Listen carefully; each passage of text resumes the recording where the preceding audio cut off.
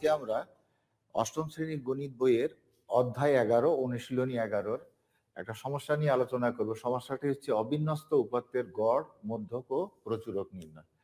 আমরা ছোটবেলা থেকে একটা শব্দ, এই গড় কথাটা আমরা শুনে আসছি। গড় খুব সহজ, কিন্তু যখন অল্প সংখ্যক সংখ্যা নিয়ে কাজ করা হয় তখন গড় কিন্তু খুবই সহজ, কিন্তু যখন অধিক সংখ্যক সংখ্যা নিয়ে কাজ করা হয় তখন কিন্তু গড় বের করতে বেশ আমাদের সমস্যায় পড়তে হয়। আজকে আমরা দেখব যে অধিক সংখ্যক সংখ্যা নিয়ে যখন আমরা গড় বের করি তখন সেটা কিভাবে বের করা হয়। ধরে নাও 50 নম্বরের একটা পরীক্ষা হচ্ছে। এই 50 নম্বরের পরীক্ষায় গণিতের 10 জন শিক্ষার্থীর নাম্বারগুলো আমরা এরকম যদি পাই, অর্থাৎ 10 জন শিক্ষার্থীর গণিতে প্রাপ্ত নাম্বারগুলো হলো এরকম: 40, 41, 45, 35, 41, 34, 45, 41, 45 ও 30। এখানে আমরা নমুনা নাম্বার নিলাম। এখন এগুলোর যদি সাধারণ নিয়ম আমরা গড় বের করি তাহলে আমরা কি করব? আমরা দেখব যে কতগুলো উপাত্ত আছে, সেই উপাত্তগুলোর মানগুলোকে আমরা যোগ করব, তারপরে সেই যোগফলটাকে আমরা উপাত্তের সংখ্যা দিয়ে আমরা ভাগ দেব।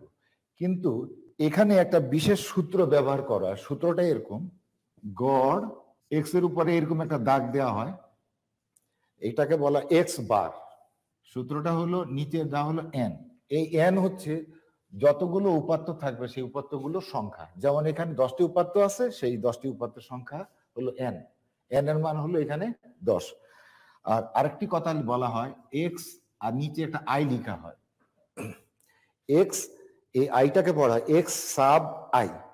এক্স সাব আই, তার অর্থ যে এক্স যদি 1 হয় তাহলে এটা, এক্স যদি 2 হয় তাহলে এটা, অর্থাৎ এক্স সাব 1 মানে এটা, এক্স সাব 2 হলে এটা, এইভাবে ধরা হয়।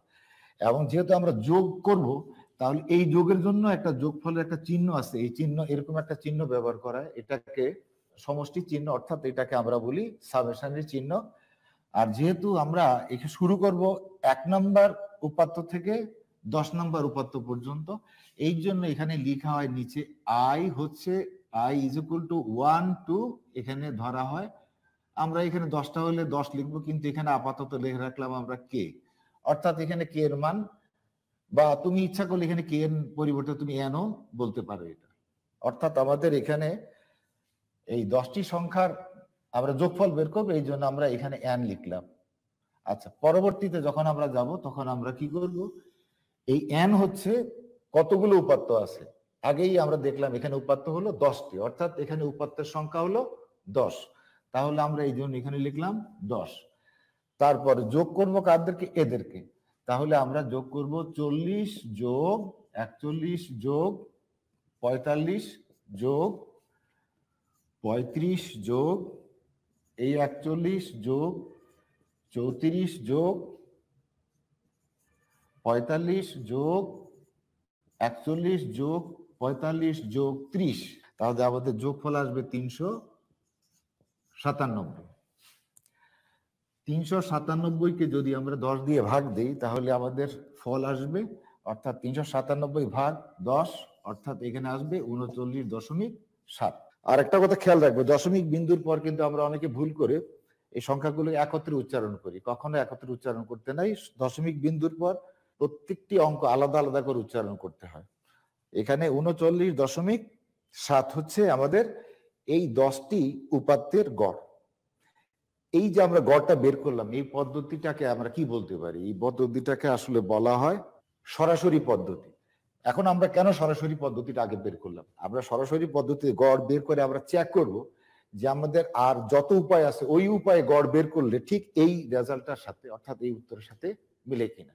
এবার আমরা আরেকটা উপায়ে এই 10টি উপাত্তেরই আমরা গড় বের করব, যেটাকে বলা হয় সংক্ষিপ্ত পদ্ধতি।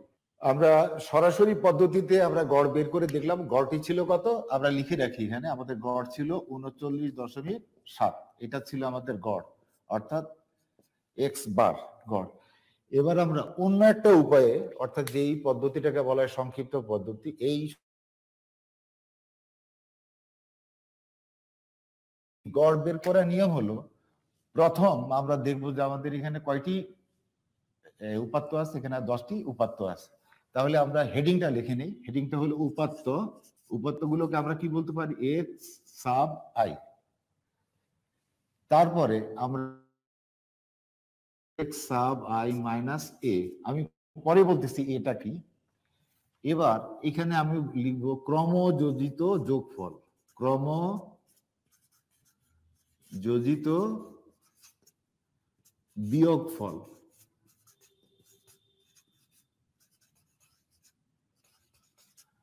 ক্রমযোজিত বিয়োগফল, এগুলো একদম একেবারে তোমাদের কাছে নতুন, আমি একটু ব্যাখ্যা করলে বুঝতে পারবো। আমরা এই 10টি উপাত্ত থেকে আমরা প্রথম দেখব যে এই উপাত্তগুলো কেন্দ্রীয় প্রবণতা কোন দিকে। যেহেতু আমরা কেন্দ্রীয় প্রবণতা সম্পর্কে আগেই ভালো জেনে গেছি, আমরা যদি একটু ভালো করে খেয়াল করি, কেন্দ্রীয় প্রবণতা বের করার নিয়ম অনুযায়ী এখানে দেখা যায় কেন্দ্রীয় প্রবণতা 40 বা 45 এরকম একটা সংখ্যা হবে। কেন আমরা কেন্দ্রীয় প্রবণতাটা বের করব? কারণ কেন্দ্রীয় প্রবণতার উপর নির্ভর করে আমরা প্রথম একটা গড়, আনুমানিক একটা গড় ধরে নেব, সেটাকে বলা হয় অনুমিত গড়। ধরে নাও এখানে কেন্দ্রীয় প্রবণতা 40, তাহলে আমাদের আনুমানিক গড়, অর্থাৎ কেন্দ্রীয় প্রবণতা যদি 40 হয় তাহলে আনুমানিক গড় হবে কত? 40। সেই অনুমিত গড়কে ধরা হয় সাধারণত এ। এখন আবার ধরে লিখে রাখলাম এর মান হলো 40। এবার আমাদের কাজ হলো এই উপাত্তগুলোকে আমরা ধারাবাহিকভাবে এক পর পর লিখি।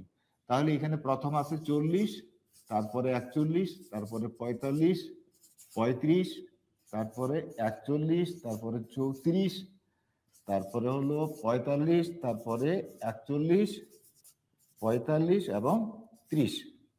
এগুলো হলো আমাদের উপাত্তগুলো। এবার আমরা এই উপাত্তগুলো থেকে, অর্থাৎ এক্স সাব আই মানে উপাত্তগুলো থেকে এই যে অনুমিত গড় আগে আমরা ধরে রাখলাম 40, এই 40কে আমরা বাদ দিব। তাহলে আমাদের অনুমিত গড় হলো 40, এখানে আছে কত? 40। 40 থেকে 40 বিয়োগ করলে থাকে 0। এখানে কত? 41, আমাদের অনুমিত গড় হলো কত? 40। তাহলে এই 41 থেকে অনুমিত গড় 40 বাদ দিলে থাকে 1। এভাবে যদি আমরা বিয়োগ করতে থাকি তাহলে এখানে থাকবে কত? 5। এখানে গিয়ে আসবে কত? অর্থাৎ এই 35 থেকে এই অনুমিত গড় 40 বাদ দিলে থাকবে ঋণাত্মক 5। এখানে থাকবে 1, এখানে থাকবে ঋণাত্মক 6, এখানে থাকবে 5, এখানে থাকবে 1, এখানে থাকবে 5, এখানে থাকবে ঋণাত্মক 10। এগুলোকে যদি আমরা যোগ করি তাহলে এখানে একটা যোগফল পাবো। কিন্তু এইটা এইভাবে যোগ না করে এভাবে করা যায়। কিভাবে? এখানে ধরে নিলাম 0, এই 0 আর 1 যোগ করলে 1 হয়, তার অর্থ কি এই দুইটার যোগফল 1। এখন এই তিনটার যোগফল কত হবে? এইটা, এটা, এটা। তাহলে আমরা এই তিনটার যোগফল এখানে লিখব। এইটা তিনটা বারবার এভাবে যোগ না করে কিন্তু একটা সংখ্যাভাবে করা যায় যোগটা, সেটা হলো 5 আর 1 6। এবার 6 আর এখানে হলো -5, অর্থাৎ ঋণাত্মক 5 যোগ করলে হয় 1। 1 আর 1 এখানে যোগ করলে হয় 2।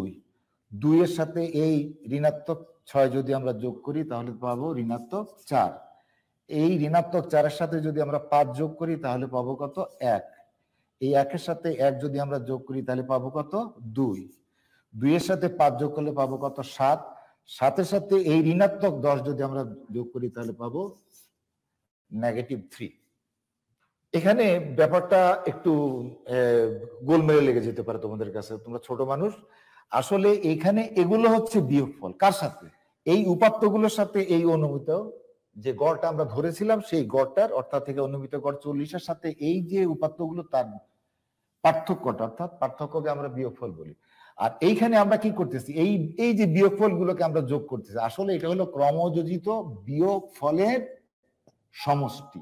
ক্রমযোজিত বিয়োগফলের সমষ্টি, এই কথাটা যদি লিখে দেই তাহলে তোমাদের কাছে বেশি স্পষ্ট হয়ে গেল। এবার আমরা তাহলে গড়টা বের করব কিভাবে? তাহলে আমাদের গড় বের করার সূত্রটা হলো, তাহলে এখানে আমাদের গড়, এই গড় কিন্তু আমাদের সরাসরি পদ্ধতিতে আমরা করেছিলাম, এটা আমরা যাচাই করার জন্য লিখে রাখছি, এটা এইভাবে স্টার চিহ্ন দিয়ে রাখি যে এটা পূর্বে ছিল এটা। আচ্ছা, এখন আমাদের অনুমিত গড় ছিল কত? 40। এখন আমরা এই যে গড়টা বের হয় এই গড় আর সরাসরি পদ্ধতির গড় কিন্তু সমান। তাহলে এতক্ষণ আমরা দুই রকম, অর্থাৎ দুই উপায়ে আমরা গাণিতিক গড় বের করে দেখলাম, আমাদের সত্যতাও যাচাই করলাম। এবার আমরা বের করব প্রচুরক। এখানে প্রচুরক কোন থাকে? এখানে উপাত্তগুলো যদি আমরা একটু দেখি তাহলে দেখবো এখানে কোন উপাত্তটা অর্থাৎ কোন উপাত্তের মানটা সবচেয়ে বেশি। খুঁজে দেখলে দেখা যাবে 41 আছে 1 2 3 বার, আর 45 আছে 1 2 3 বার। তার অর্থ এখানে 41ও 3 বার, 45ও 3 বার। তাহলে এখানে প্রচুরক 41ও আসবে, 45ও আসবে।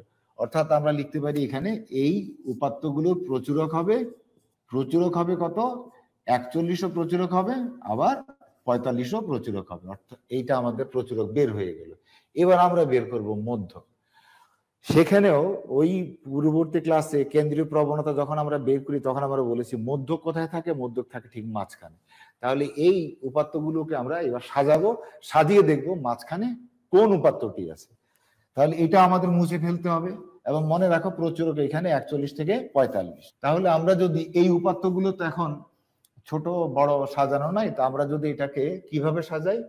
মানের ঊর্ধ্বক্রমে যদি সাজাই, অর্থাৎ মানের ঊর্ধ্বক্রমে যদি আমরা এটাকে সাজাই তাহলে আমরা কি পাবো? প্রথম সবচেয়ে ছোট সংখ্যাটা কত? 30। তারপরে সংখ্যাটি 30-এর পরে সংখ্যাটি কত? 34। তারপরে সংখ্যাটি 35। 35-এর পরে কত? 35-এর পরে আসলো 40।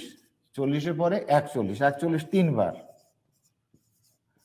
41-এর পরে কত সংখ্যা? 45। 45ও 3 বার। যেহেতু এখানে 10টা উপাত্ত আছে, যদি 10 যদি উপাত্তের সংখ্যা হয় তাহলে এটা জোড় সংখ্যা। জোড় সংখ্যা হলে মাঝখানের কোনো একটি উপাত্ত পাওয়া যায় না। এই ক্ষেত্রে একটি সূত্র ব্যবহার করতে হবে। এই জন্য আমরা এটা একটু উল্টিয়ে রেখে আমরা সূত্রটা লিখি। সূত্রটা ঠিক এইরকম। সূত্রটা হচ্ছে, এই মধ্যক নির্ণয় করার সূত্রটা হলো 2/10তম যোগ 2/10 যোগ 1তম, সেটা কি? উপাত্ত। যেহেতু এখানে আমরা দুটোকে আমরা যোগ করতেছি তাহলে এটা আবার 2 দ্বারা ভাগ দিতে হবে। যোগ এটা কত? ষষ্ঠ। এটা হলো 2 দিয়ে 10কে ভাগ দিলে 5, 5 আর 1 6। তাহলে এখানে কত? ষষ্ঠ। তাহলে পঞ্চম যোগ ষষ্ঠ কি? উপাত্ত ভাগ 2। অর্থাৎ উপাত্ত কথাটা 2 বার না লিখে আমরা ব্র্যাকেট দিয়ে একবার লিখেছি। তোমরা ইচ্ছা করলে লিখতে পারো পঞ্চম উপাত্ত যোগ ষষ্ঠ উপাত্ত। তাহলে এখানে পঞ্চম উপাত্ত কত? তাহলে এখানে পঞ্চম উপাত্ত কত? 1 2 3 4 5। তাহলে এটা। আর ষষ্ঠ উপাত্ত কত? এটা। তাহলে পঞ্চম উপাত্ত অর্থাৎ এটা হলো 1 number 2 number 3 number 4 number 5 number. পঞ্চম উপাত্ত এখানে হলো 41 যোগ ষষ্ঠ উপাত্ত কত? 41। 41 এখানে অন্য কোনো সংখ্যাও আসতে পারে। এখানে যেহেতু আমাদের সাজানোতে এই মানটা এইভাবে চলে আসলে কোনো অসুবিধা নেই। তাহলে ষষ্ঠ উপাত্ত হলো এইটা। এটা হলো পঞ্চম আর এটা হলো ষষ্ঠ। তাহলে পঞ্চম উপাত্ত 41, ষষ্ঠ উপাত্ত 41 ভাগ 2। 41 41 যোগ করে যদি 2 দ্বারা ভাগ দাও তাহলে তোমার মধ্যক আসবে কত? 41। তাহলে আমাদের মধ্যকে বের হয়ে গেল। আমরা এতক্ষণ পর্যন্ত তাহলে কি করলাম? আমরা এতক্ষণ পর্যন্ত আমরা 3টা পদ্ধতিতে, একটা হলো গড়, একটা মধ্যক, একটা প্রচুরক, অর্থাৎ আমরা 3টা পদ্ধতির ব্যবহার করলাম। গড় বের করা, মধ্যক বের করা এবং প্রচুরক বের করা। আশা করি এই গড়, মধ্যক, প্রচুরক বের করার এইভাবে একটা নিয়ম, অর্থাৎ যখন কোনো উপাত্ত অবিন্যস্ত থাকবে তখন এইভাবে প্রচুরক বের করা যাবে, অর্থাৎ এইভাবে মধ্যক বের করা যাবে, প্রচুরক বের করা যাবে, গড়ও এইভাবে বের করা যাবে। আশা করি ক্লাসটি উপভোগ করতে পেরেছো। এবার তোমাদের একটা বাড়ির কাজ দিব আমরা, কারণ এতক্ষণ পর্যন্ত আমরা কি দেখলাম এবং কতটুকু আমরা মনে রাখতে পারলাম, কতটুকু শিখলাম, এটা যাচাই করার দরকার আছে। এই জন্য আমরা একটা বাড়ির কাজ দিচ্ছি। বাড়ির কাজটা কঠিন না, তোমাদের পাঠ্যপুস্তক থেকে দিচ্ছি। অনুশীলনী 11 এর 9 নং সমস্যা, 9 নম্বরে যে সমস্যাটা আছে সেই সমস্যাটার 9 নং সমস্যার উপাত্ত ব্যবহার করে বের করতে হবে। খ একসাথে দিয়ে মধ্যক ও প্রচুরক নির্ণয় করো।